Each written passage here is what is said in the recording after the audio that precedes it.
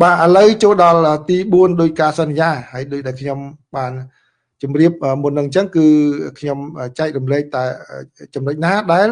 mình ao passport đó cả nghĩa yêu thi rồi Campuchia thì bật tụ bây chia xa port miền anh tại chết còn xài cả đói và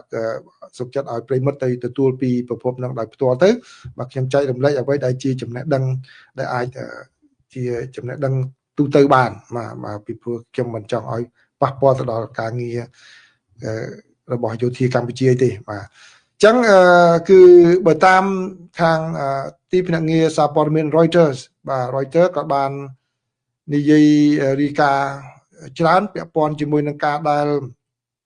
thay cọtประกัน chùm hồ và chùm hồประยุทธ์บอกcọt nâng giang nà khla mà cứ cọt miền pi atabot bên tai atabot mùi clay atabot mùi ven chẳng xem xôm bằng hai atabot clay mùi muốn ở đầm sân này thấy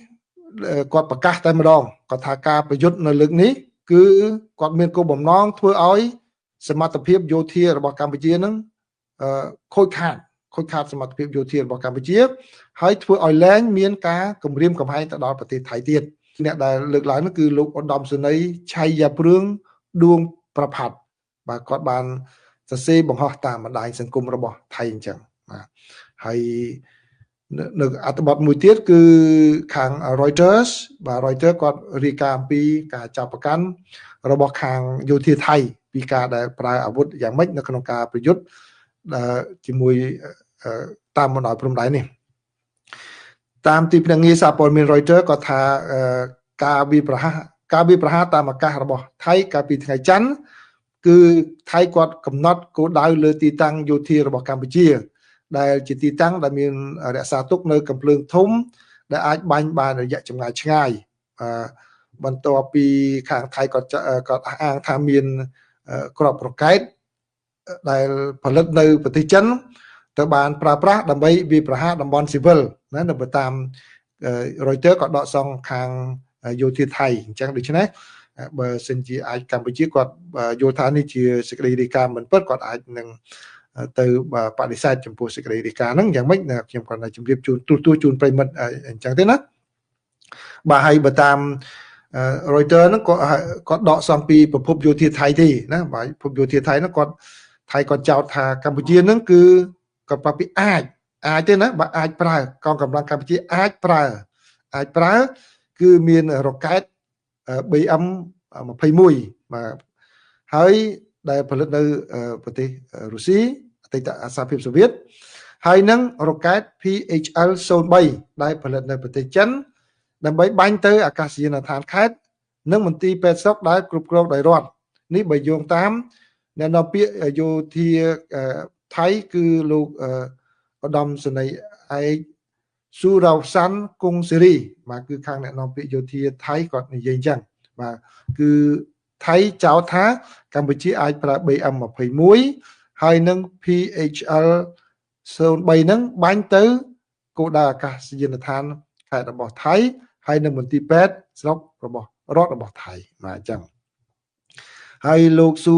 រ៉ាសាន់បានប្រាប់ Reuters ដោយមិនបញ្ជាក់លម្អិតថាដោយផ្អែកលើការស៊ើបការសម្ងាត់ដែលថៃធ្វើហ្នឹងគឺមានការប៉ុនប៉ងដើម្បីស្វែងរកទីតាំង coordinate នៃទីតាំងទាំងនេះបាទគាត់ចោទថាកម្ពុជាចង់វិបហាទៅដល់គោលដៅអាកាសយានដ្ឋាននិងមន្ទីរពេទ្យស្រុករបស់ថៃនោះលោកបានបន្ថែមថាការស៊ើបការសម្ងាត់របស់ថៃបង្ហាញថាការវាយប្រហារតាមអាកាសបានវាយប្រហារខ្លាំងដោយមានបាញ់សម្ដៅទៅលើកន្លែងផ្ទុករ៉ុកែតរបស់កម្ពុជាប៉ុន្តែ Reuters គាត់បានបញ្ជាក់ដែរគាត់ថា Reuters មិនអាចផ្ទៀងផ្ទាត់ដោយឯករាជ្យនៅផលប៉ះពាល់នៃការវិលុករបស់ថៃរបស់កងទ័ពអាកាសរបស់ថៃបានទេណាគឺអញ្ចឹងគឺ Reuters គាត់យករួចខ្លួនដែរគាត់ថាគឺមិនមានការផ្ទៀងផ្ទាត់ឲ្យបានតាមការអះអាងរបស់ភាគីថៃនោះទេបាទហើយ Reuters គាត់ថាគាត់ក៏បានតាក់ទងទៅខាងក្រសួងការពារជាតិកម្ពុជាដើម្បីសូមឆ្លើយការបំភ្លឺ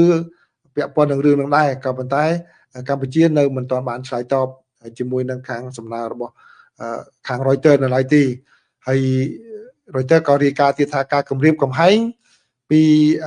missile ប្រភេទ PHL-03 នោះគឺពីមុនមកគឺអត់ទាន់មានការរាយការណ៍យ៉ាងណានៅឡើយទេខាង Reuters ក៏បានចូលបន្ថែមទៀតពីថាប្រសិទ្ធភាពនៃអាវុធទាំងពីរប្រភេទដែលថៃចោទនេះបាទចោទហ្នឹងគឺគាត់ថារ៉ុកែត PHL-03 ហ្នឹងអាចបាញ់គឺ